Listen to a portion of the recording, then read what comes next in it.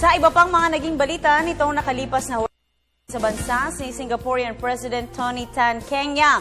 Sa kanilang pagkikita, nagpahayag ng tiwala si Pangulong Aquino na uunlad pa ang ugnayan ng Pilipinas at Singapore sa iba't ibang larangan.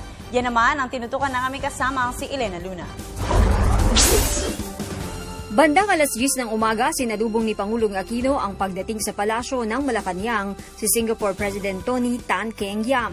Kasamang dumating ni President Tan ang kanyang may bahay na si Mary.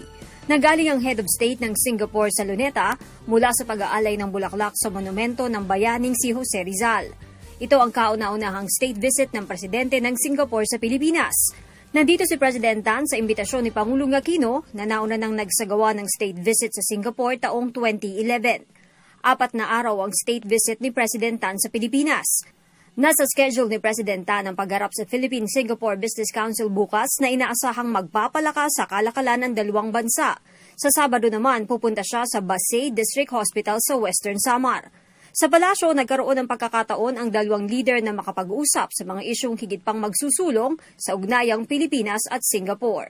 Singapore is a true partner of the Philippines, and we are hopeful that this visit will give our countries more opportunities to deepen engagement. On this note, may I wish President Tony Tan Keng Yam and his delegation a truly fun stay in the Philippines, especially since this is his first state visit to our country. Whether in his further interactions with the Philippine business community or in his visit to Basay, I am sure that the rest of his activities will be as meaningful and productive as our discussions today.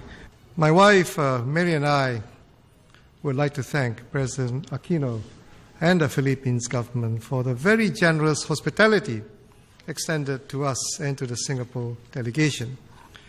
This is my first state visit to the Philippines, but not my first time in your beautiful country.